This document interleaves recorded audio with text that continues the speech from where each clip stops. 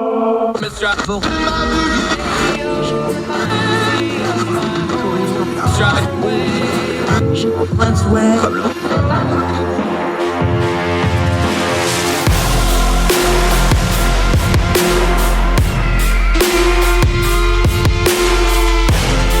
With your host, Andrew Donaldson. This is Heard Tell. Hello, the Heard Tell. It is June the 30th. It's a Thursday.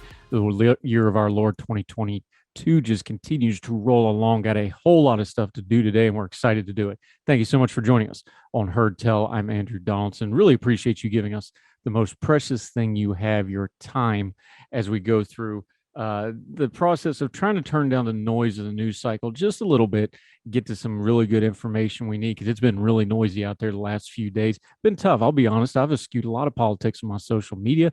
Spent all day yesterday doing a family thing with one of my daughters, just kind of unplugged, did some music stuff, not really a lot of politics. I'd encourage all of you to do the same. Doesn't mean you're not still in the fight, doesn't mean you're still not after the issues that matter, but you got to do a little self-care out there too, folks. Make sure you're taking care of yourself and each other. On today's program, we're going to span the world, and we're going to talk domestic stuff. We're going to be overseas some. We're going to go over to the Philippines.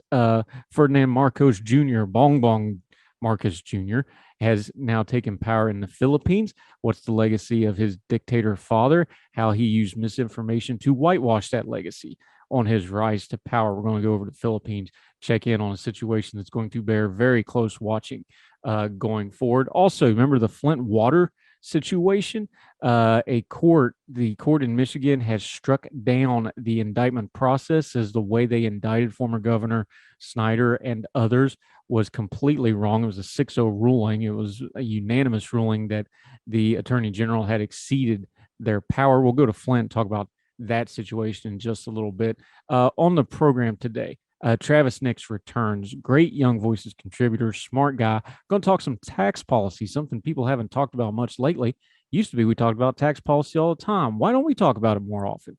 It's foundational to our government for a lot of reasons. Travis Nix joins. He has a piece out in the Wall Street Journal about how the same old rhetoric about taxing the rich is not a tax policy. That's just buzzwords. We need to do better on that. Can't wait to talk to our friend Travis returning to the program today. Also, in our final segment, going to talk about a charity that deals with foster care, because the transition from being a foster care kid to being a foster care adult moving out into the world can be very difficult. We'll touch on that in just a little bit. But first, we're going to talk about the passing of a legend. Woody Williams has died. Now, if you don't know who Woody Williams is, he was the last living Medal of Honor recipient for World War II. Now, for years, he was the last living Marine recipient from World War II, but he lived long enough that he was just the last Medal of Honor recipient from World War II outright.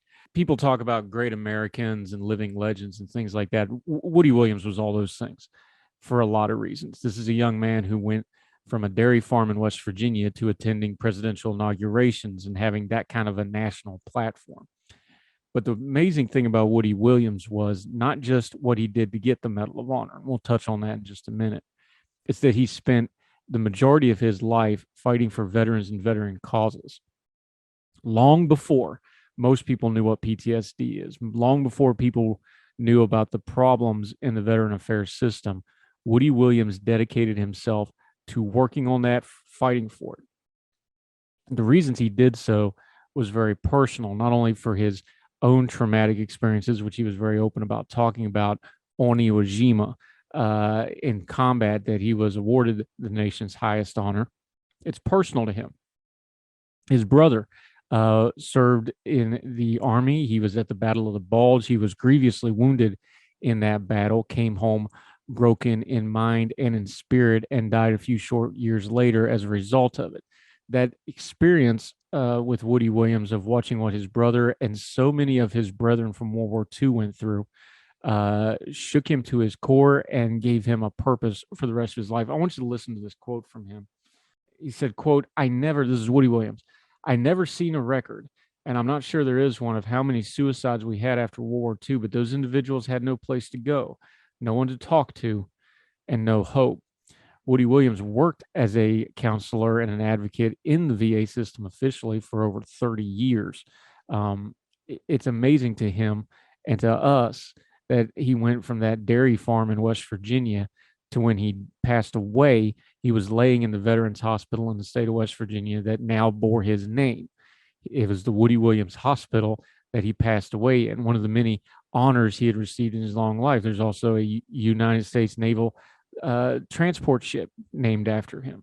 One of the major National Guard armories and reserve centers in West Virginia that was consolidated is the Woody Williams Armed Forces Reserve Center. He particularly loved that one because as an old Marine, he loved to give the Army a hard time, and having an Army facility named after a Marine brought him great joys and chuckles, and it was one of his opening jokes at his many public appearances over the years. Woody Williams was very affable. You can watch all kinds of YouTube clips. He loved being around troops. He loved being around veterans. He loved being around active duty people. He loved people and spent a lifetime serving them.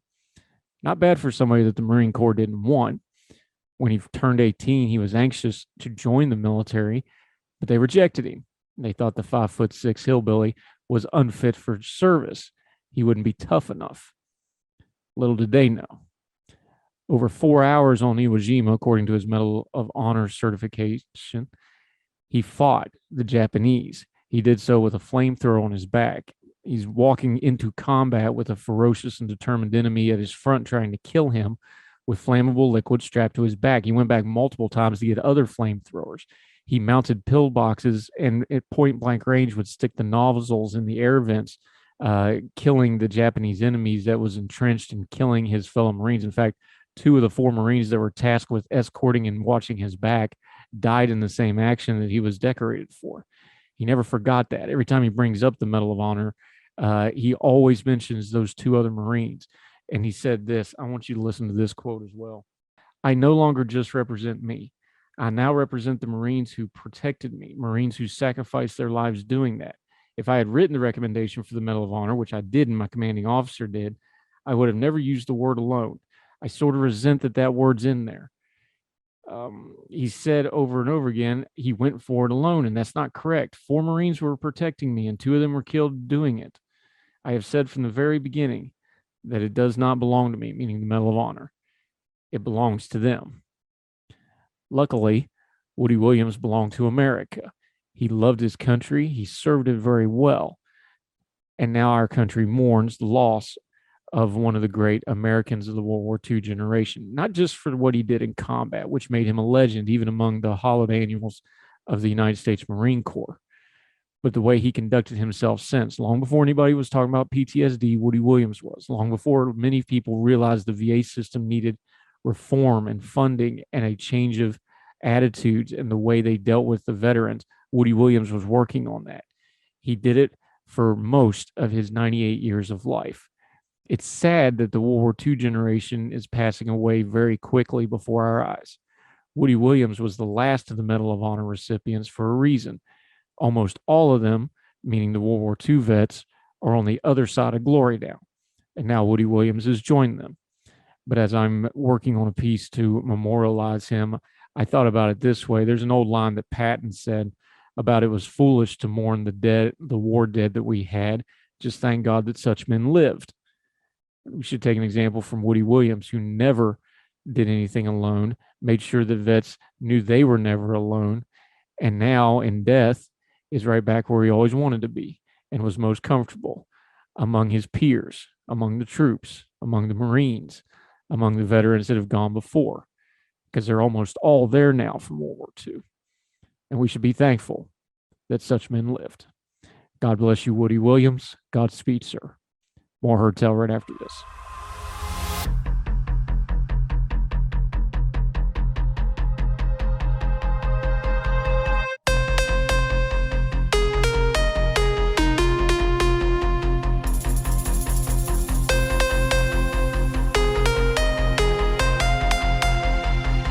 What's the easiest choice you can make? Window instead of middle seat? Picking a vendor who sends a great gift basket? Outsourcing business tasks you hate? What about selling with Shopify?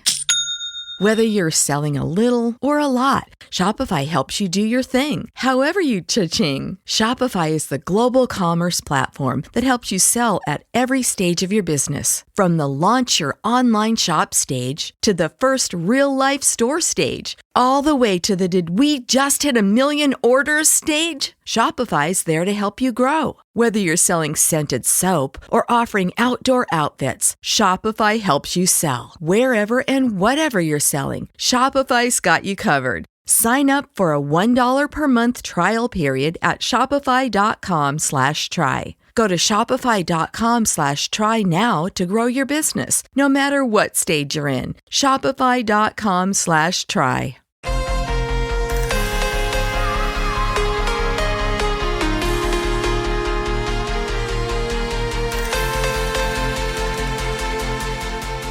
Let's go overseas. The Philippines. Marcos Jr., Ferdinand Marcos Jr., Bong Bong Marcos, as he's being called, is now the president of the Philippines. Now, his father was the dictator of the Philippines, famously so. How did these two things happen? Let's go to Al Jazeera. It talks about how the process of this worked. Marcos Jr., the nicknamed Bong Bong, the 64-year-old son and namesake of the late Philippine leader, Ferdinand Marcos, won the presidency on the back of what historians and analysis like Gialago said was a years-long, well-organized campaign that sought to whitewash his father's brutal legacy.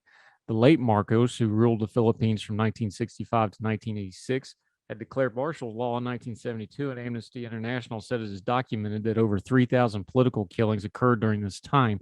Some 70,000 people were also incarcerated and thousands more tortured.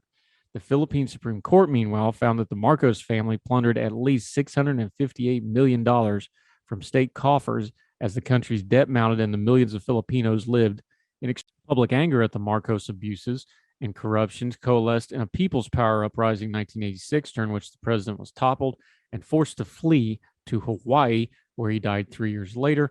And despite the historical record, Marcos Jr., who will take office on the 50th anniversary of the declaration of martial law, isn't that special, has used social media to rewrite history, downplay the martial law era atrocity, and portray his father's tenure as, quote, a golden age for the Philippines. In an online interview earlier this year, Marcos Jr. said his father ushered the Philippines into the modern world, and the day after the election, he visited his father's grave and released a statement calling the late president his inspiration, who taught him the values and meaning of true leadership. Oh, God, this isn't going to go well. Back to Al Jazeera. These posts included a video which claimed that nobody, this is talking about the disinformation campaign, that nobody was arrested during the martial law period, which is a blatant lie, accumulated more than 187 million views by the state official election period, February 8th.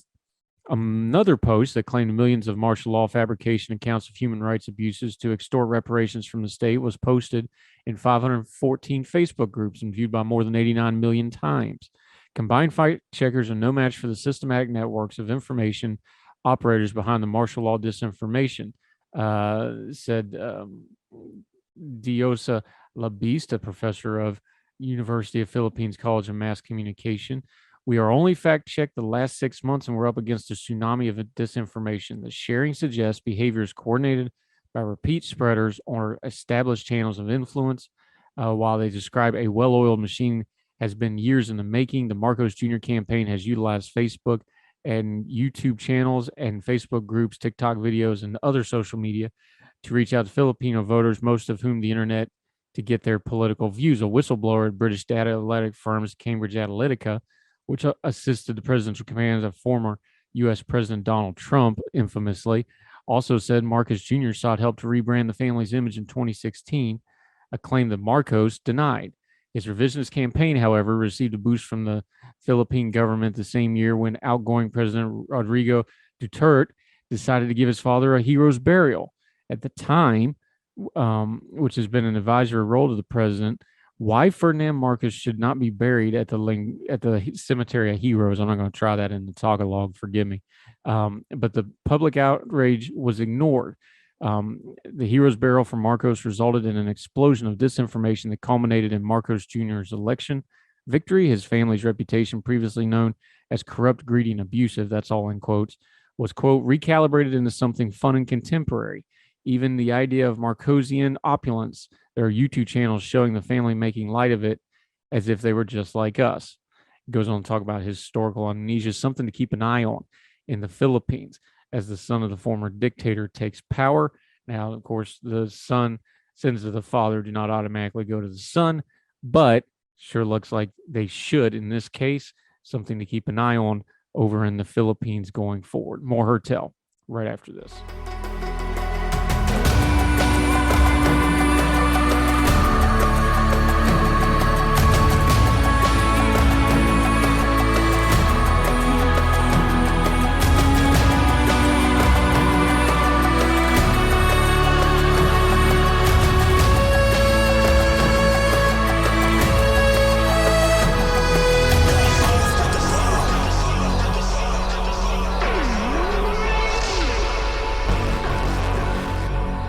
Hertel Show. He's back. It's been a few minutes, but we love having him. Real sharp guy here. Goes to Georgetown Law working on Juris Doctor because he's all smart and stuff, but we always enjoy having him on the program. Travis Nix from Young Voices. Welcome back, buddy. Good to see you. Good to see you. Thanks for having me back. Yeah, we were going to talk to him a couple months ago, but Jay retired from Villanova, and we knew he was sad. We needed to give him a little bit of time because he's a Villanova fan, but that's okay, buddy. Have you recovered, and are you doing well, sir?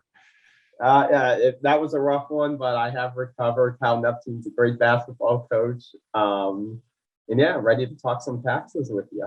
Yeah, I miss the old Big East, dude. Of course, I'm a West Virginia guy. I miss the old Big East. Those were fun times, but I think Villanova will be just fine going forward. Okay, let's talk a little taxes, though.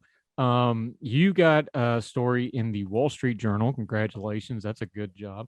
But let's start big picture, and then we'll come back down. Why is it, and I know it's partly human nature, I know it's partly politics, I know a lot of it's probably just rhetorical laziness because you just kind of get in ruts and say things. What is it with tax the rich that we just go to over and over and over again, policy-wise? Both parties do it. The left's probably a little bit more guilty than the right, but the populist right has kind of gotten on this thing too now.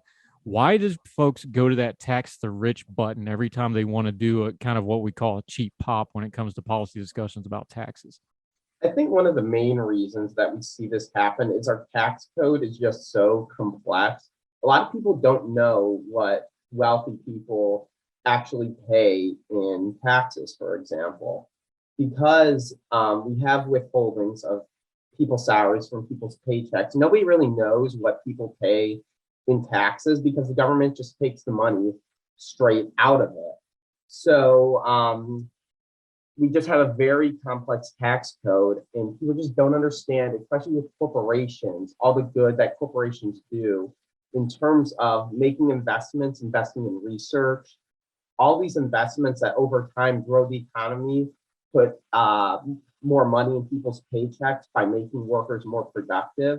All of these are activities businesses can write off of their taxes, and that's good. And that lowers what businesses pay in taxes. It's not cheating, but it's just that a lot of people just don't understand that most write-offs that people do that lowers their tax burden is actually good for society, especially on the business side. Now, one of the examples of that we hear all the time is they'll pick such and such rich person or such and such major company and go, well, they didn't pay any state taxes, or they didn't pay any income taxes. Just kind of break it down, because we always want to turn down the noise on things. Yeah, that's technically true, but it's more complicated than that, especially if you have a national or especially an international company. They pay a lot of different kinds of taxes. So yeah, you can say, well, they don't pay this one kind of tax. They probably are paying that somewhere else. Just walk us through that, because that's kind of the soundbite that people will jump all over when we have this debate, isn't it? Yeah, so I'll start with like corporate executives. A lot of times they go, oh, Jeff Bezos isn't paying anything in taxes. Well, that's because he's compensated in stock, and you're not taxed on your stock until you sell it. So it's as long as he's getting Amazon stock or stock of whatever company, he's not taxed on it until he sells it. That doesn't mean his company pays a lot in payroll taxes. They pay a lot in state corporate taxes. Some years they pay federal corporate taxes. And if you want to, let's say, tax stock as soon as Jeff Bezos gets the stock, that would have disastrous economic effects, because it would discourage people from investing in startups, investing in all types of companies that eventually hopefully grow and produce a lot of good paying American jobs. Yeah, Travis Nix joining us. The other side of this, just to play devil's advocate for a second, and I'm sympathetic to this view too, is part of that complicated tax code that you're just talking about, though, is that does make enforcement hard, number one. And number two is it makes it hard to explain it and makes it look uneven, even when it's working correctly. So folks do have a legitimate gripe here of going, well, hey, wait a minute, this doesn't look fair on paper. Isn't part of this too is the tax code is so complicated that it's hard to enforce, and the average person just doesn't understand how it's enforced? That's an accountability issue. That's also part of the policy discussion we ought to be having, isn't it? Yeah, exactly. I think one of the major goals that politicians from all sides of the aisle should be having is how to simplify the tax code, which will then increase economic growth if you do it correctly by eliminating distortions, getting rid of favors that certain businesses have over others. That helps the economy and will increase economic growth and also help the IRS hopefully collect more revenue and go after the few people and companies that do cheat on their taxes. Yeah, Travis next joining us. Okay, let's talk about the current president, President Biden. There's two basic ways to affect tax policy: legislatively and regulatory. Legislatively, we understand it's a midterm year. There's a lot of big ticket items going on. We've got guns. We have the abortion debate. We've got we're going to have a government shutdown theater again this fall. That stuff's over. There's probably not going to be any tax legislation this year, at least with this Congress. So that's off the table. So walk us through it slowly, because the other part that folks don't understand is how much regulatory can be done with taxes. You're talking about this Section 901 change that President Biden and his Treasury Department has pushed through. Just kind of slow walk us through it, because regulatory tax changes are more immediate other than court challenges and things like that. And people don't really pay as much attention to them as do to like Trump's tax cuts, like, the stuff with the Clinton era. Just kind of walk us through the difference between those two things and then why you got into this Section 901 thing. Yes. So in terms of regulatory tax policy, Congress, they're not tax experts. The tax experts are in the Treasury and IRS. So what oftentimes Congress does is they legislate in very vague, broad terms, and they go, I want our international tax system to look like this. And one portion of our international tax system is we have foreign tax credits, which companies, when U.S. shareholders of foreign companies, when the foreign corporation pays tax in whatever jurisdiction they're operating in, then the U.S. shareholder, when they have to report that foreign corporation's income on their taxes, they get a dollar for dollar credit for the tax that was already paid. So that way corporations aren't double taxed. That allows income and revenue to move freely across borders, which is generally good and productive for the economy.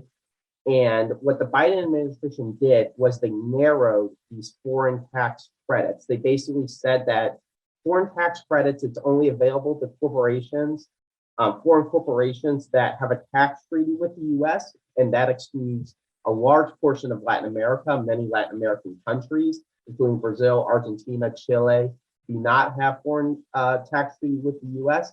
And the U.S. basically said, or the Biden administration basically, Treasury changed the regulation and said that the foreign country's tax system has to have many attributes as the U.S. tax system. This includes provisions like interest deductibility. So if a corporation has debt or they finance investments through debt, they have to be able to write off the interest of their debt. So that's a big issue, for example, in Hong Kong right now.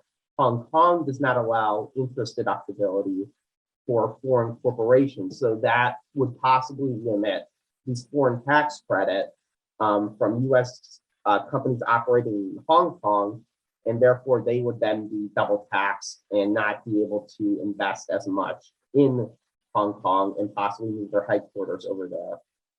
Now, Travis next joining us, Young Voices contributor, smart fella, glad to have him back. We're talking tax policy. There's one thing in here that caught my attention, and you touch in on your piece, but I don't understand this the way you do. So just explain it to me like I'm five for a second. It seems to me that maybe there's a little bit of a failure in how this regulatory policy was written. And you touched on it in your piece because it talks about income taxes in other countries. Income tax is kind of, it's not unique to America, but the way we do it is pretty unique in the world. Most of the world doesn't do it that way. Of course, they have different social systems. They have VAT taxes. They have things like this, especially in places like Europe and South America. Isn't that kind of a bad way to view the taxes of the world? Because one is, when you're talking tax policy, it's like other policy like guns or something like that. The specific wording really, really matters. And saying income tax, and you touch on it in your piece, that's probably not the best way to go at, even if you agree with what they're trying to do, because that's kind of an American concept that you're placing on foreign countries that don't do it that way. Am I way off base that? Because it just seems odd to me. Yeah, I mean, these regulations, they were very hastily proposed and very hastily created, and there's definitely a lot of vague and poor wording on it that just does not address everything. For example, as like we were talking about, one of the big in international income tax, there's a big principle of if you're moving money or doing a deal with one of your subsidiaries, you have to basically deal with your subsidiary like it's a third party.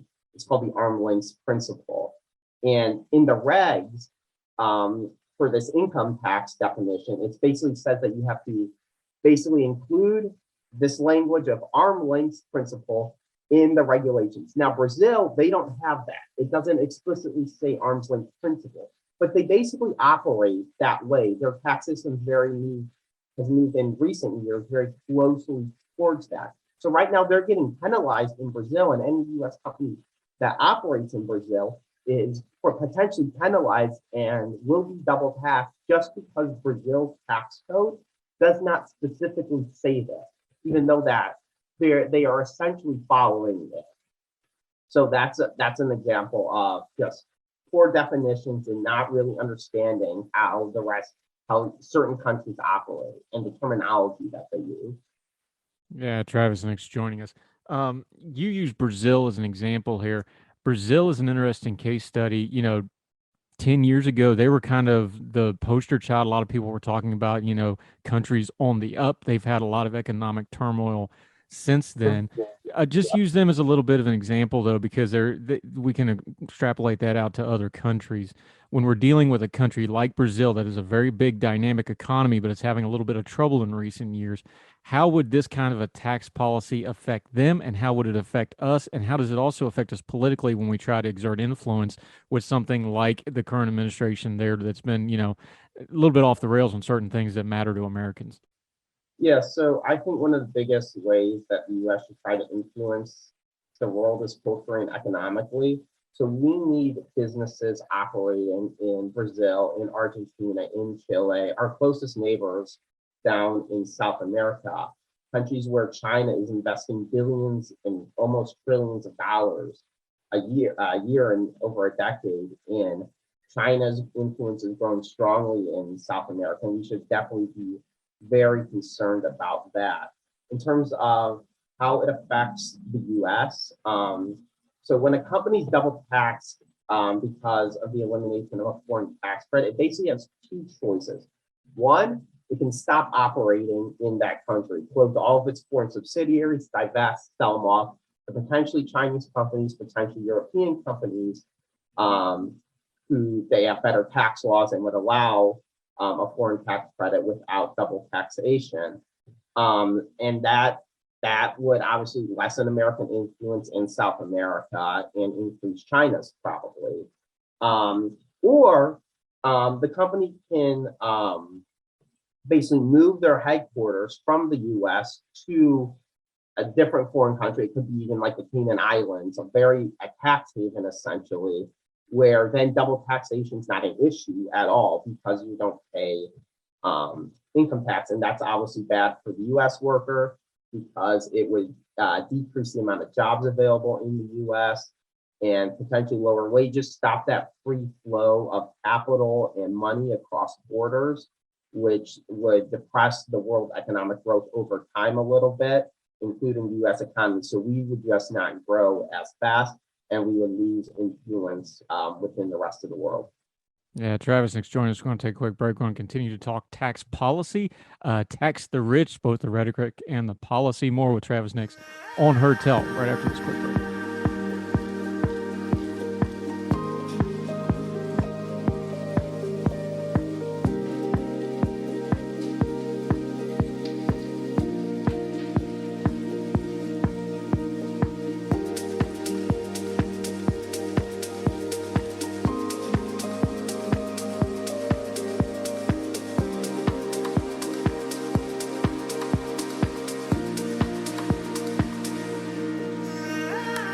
Welcome back to Herd Tell. All right, we're with Travis Nix. We're talking a little tax policy. He's got a great piece out in Wall Street Journal. It is linked in the show notes. Make sure you read it in its entirety. I like to take something complicated and try to break it down to something simple. So tax the rich sounds good. Evil corporations, that sounds good.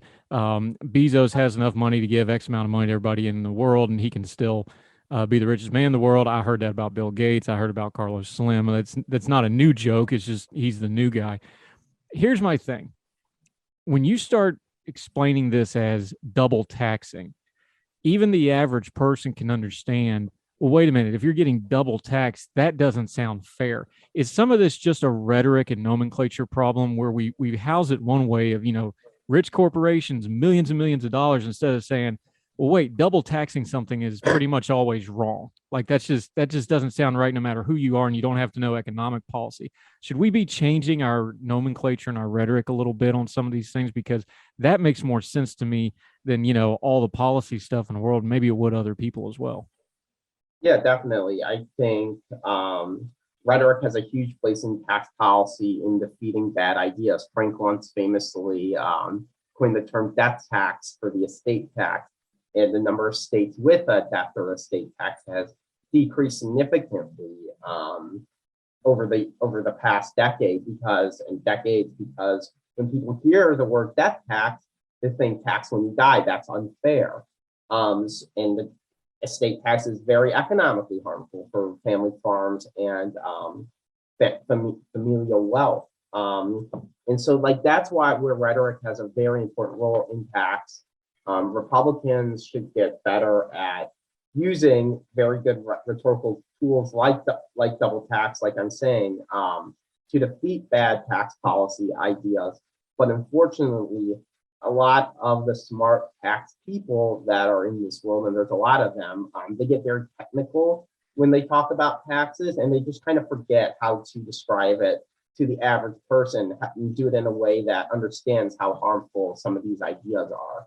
Well, let's flesh that out for a second, because we talk about things like deficits. We talk about wasteful government spending. We talk about, unaccountability in government spending and in government in general. And we can, pound that pulpit all day. Talk just big picture for a second, though, because if you're going to do proper budgeting, if you're going to have a fiscally responsible government, all that is foundationally relying on the tax code, because that's the government's primary income. Just kind of walk folks through, because I think sometimes we forget the basics of economics and the basics of government. Just walk people through, the tax code is not just foundational for income, it's foundational for how the entire government works. And if you care about functional, efficient government, you've got to have a tax code that works, and you've got to have it enforceable, and you got to have everybody on the same page as to what it is, right? Yeah, so foundational principle, taxes and spending should be related. Unfortunately, the federal government every year moves farther and farther away from that. But the idea is when you budget at the beginning of the year, you need to be able to predict accurately and forecast how much revenue you are going to take in. And that requires a stable tax code that doesn't change that often, that you're able to predict. In the Biden, this double tax, foreign tax credit proposal, it moves us completely away from that, because now corporations, they're talking about, moving overseas, divesting of foreign investments. They're meeting with the Treasury, and they are very worried about how these regulations are going to affect them. And depending on what they ultimately decide, that lowers the tax revenue that's coming in from their shareholders, from their corporation. And that makes it harder to forecast for budgeting, and then makes it completely disassociates spending and tax revenue completely, and we get farther and farther from the ideal system. Talk about the sponge principle for a minute, and there's different words for this in tax policy, but the way it was explained to me when I was a kid was it's the sponge principle. Is like, look, when you go to crack down on companies when it comes to taxes, you're only going to squeeze it so much, and eventually that's just going to run out everywhere, and you're not actually collecting it and cleaning it anymore. It's just going everywhere. These companies have fleets of lawyers. They know this stuff. They can go overseas. They can move. They can do tax haven. They can change countries. We see that going on with the EU Brexit thing right now. Talk about that. Is like, there is a limit to this stuff. So people can say tax the rich, but that's a two-way street, because the rich have to, especially the rich that have means, they have to consent to the taxes or they'll just move somewhere else. There is a fairness two-way street policy here that doesn't get talked about a lot, isn't there? Yeah, I mean, these companies, their executives are highly mobile. They can, if they believe that they're being unfairly targeted by an administration, and I think this is a clear example of corporations or foreign subsidiaries operating in Latin America. They're being put at a huge disadvantage here because they're being double taxed. But if you just operate in Europe, you're not double taxed because they have a tax treaty. And so they feel like they're being very treated unfairly, and they might just move and go to a tax haven or something like that. They have the means to be able to do that, and that's something that the administration has to remember, and basically not unfairly target certain companies for operating in certain countries that just don't do their tax system the way we want them to do. Yeah, Travis next joining us. All right, we've been beating up on the Biden administration here, but let's be fair here. The Republican Party and the wider right, frankly, I just haven't heard them talk a lot about tax policy lately. Now, they will still get lip service about, tax cuts or cutting the rich, cutting taxes, that sort of thing.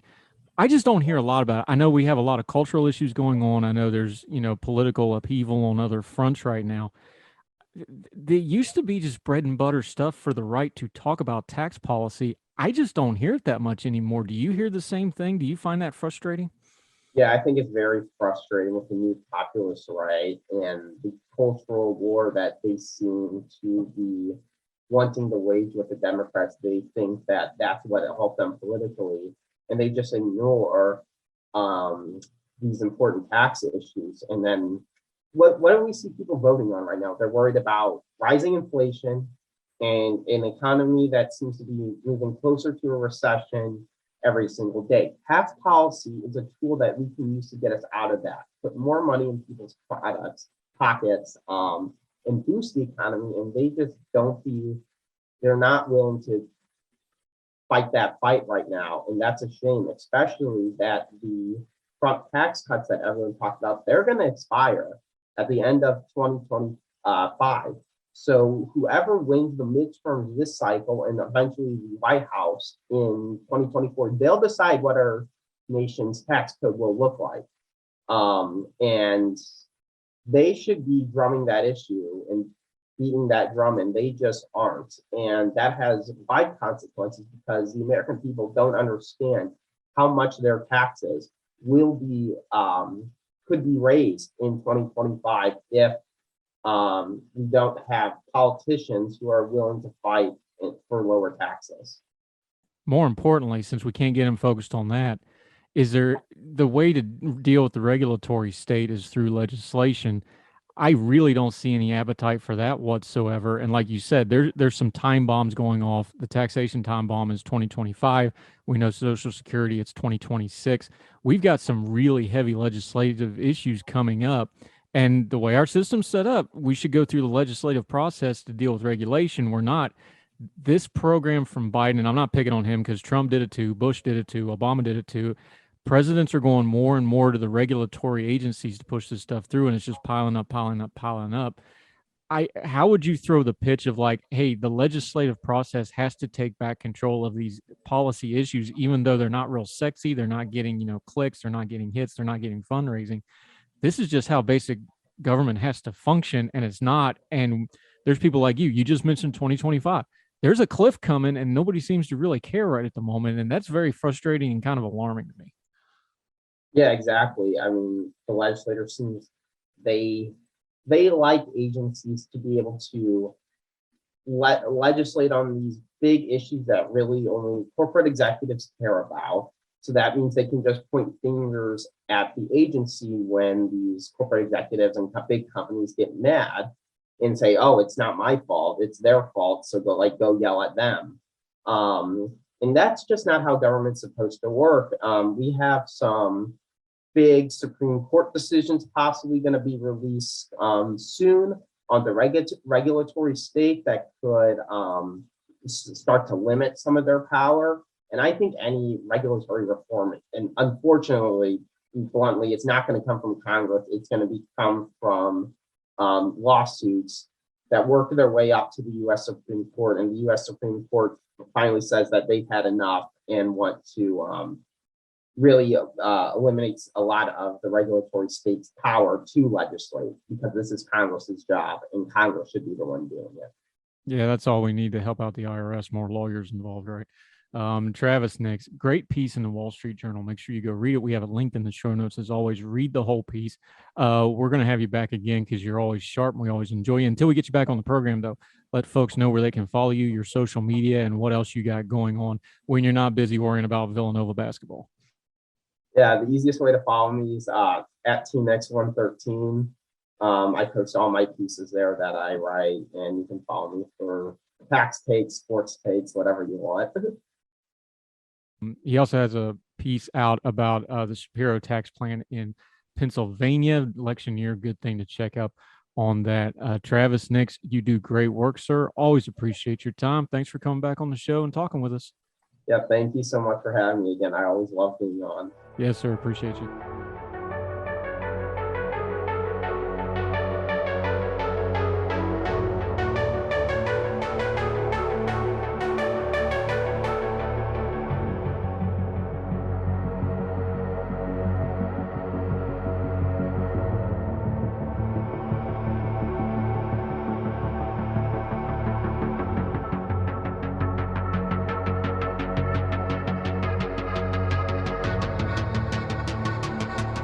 Back to Hertel. Hey, remember the Flint water crisis?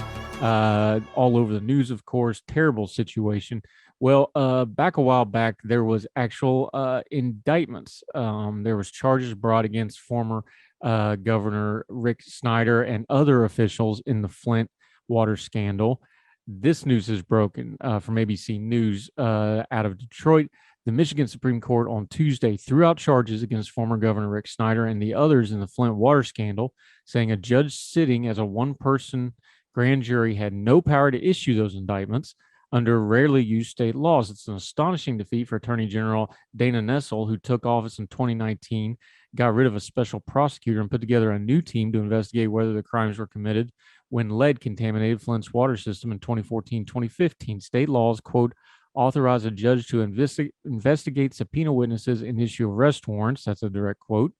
As a grand juror, the Supreme Court said, quote, but they do not authorize the judge to issue indictments, the court said in a 6-0 opinion written by Chief Justice Bridget McCormick. She called it a star chamber comeback, a pejorative to the reference to an oppressive closed-door style of justice in England in the 17th century. The challenge was filed by lawyers for former health director Nick Lyon, but the decision also applies to Snyder and the others. The case is now returned to Genesee County with requests for dismissal. This was not even close. It was 6-zip. They couldn't do what they tried to do, said Lyon attorney Chip Chamberlain. Snyder's legal team described the court's opinion as unequivocally and scathing. The saga in Flint began in 2014 when Flint managers appointed by Snyder dropped out of the regional water system and began using the Flint River to save money while a new pipeline to Lake Huron was under construction. State regulators insisted the river water did not need to be treated to reduce its corrosive qualities, but that was a ruinous decision. Lead released from old pipes flowed for more than 18 months in the majority black city. The Michigan Civil Rights Commission said it was the result of systematic racism, doubting that the water switch and the brush off would have occurred in a white, prosperous community. Snyder, a Republican, has long acknowledged that his administration failed in Flint, calling the crisis born from a, quote, breakdown in state government. He was out of office in 2021 when he was charged with 2 misdemeanor counts of willful neglect of duty.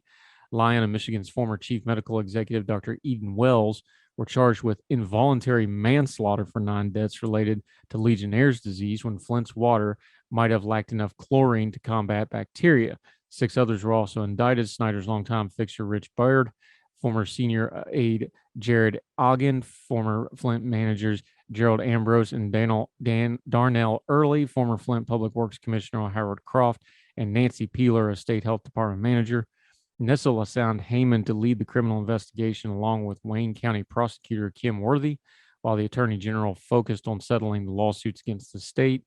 Down at the bottom of this piece, it is noted, separately, the state agreed to pay $600 million as part of a $626 million settlement with Flint residents and property owners who are harmed by lead-tainted water. Most of the money is going to children's charities. There is no dispute that lead affects the brains and nervous system, especially in children. Experts have not identified a safe lead level in kids. Flint in 2015 returned to a water system based in Southeast Michigan. Meanwhile, roughly 10,100 lead or steel water pipes have been replaced at homes by last December. Update on the Flint story. You can read the entire piece at ABC News. We will link to it. Awful situation, but you still got to work within the confines of the law, and it sure looks like this attorney general went well beyond that in this case. More Hertel right after this.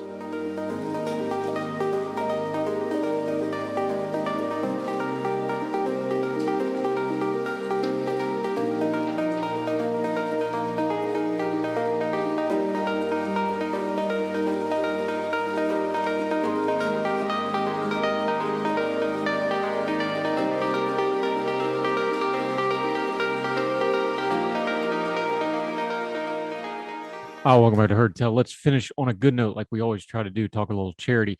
CBS 17, this is out of Raleigh, North Carolina. They do a thing called the Guarantee Charity for each month. The month of June is the Hope Center, reading from CBS17.com. This will be linked, by the way, if you're interested in this charity. The struggles of the pandemic, gas prices, housing, and inflation are hard enough for most people, but imagine having to add to the mix being a foster kid. Becoming an adult and trying to navigate our current world on your own sounds tough, right? Well, luckily, the Hope Center at Poland was created to empower adults who are transitioning out of foster care in Wake County with the support and connections needed for a safe and stable adulthood. Foster youth usually have a traumatic experience before entering foster care, and the process of entering foster care can also be difficult. When young adults come out of the foster care system, it doesn't get any easier. Finding and maintaining stable housing or work, getting an education, maintaining good mental health, and budgeting for the future face all adults across the country. 50% of former foster youth will be unemployed by the age of 24. 1 in 4 will experience homelessness within 4 years of leaving foster care. Nearly 23% will never complete high school or a GED by the age of 21. Hope Center in Poland helps youth with the transition from foster care to independence. As an adult, they serve more than 150 foster teens annually in Wake County, North Carolina. Programs begin during their teenage years with tutoring, internships, and life skills. Programs continue as the kids age out. Great charity. CBS 17 also will donate to this. If you're interested in this charity and other things, you can look it up in the show notes. We have the links. Foster care is a messy system in America. We've talked about it in other respects on the program before. I suspect we will continue to talk about it in many places like my native West Virginia, where it's a total train wreck. Very good on these programs.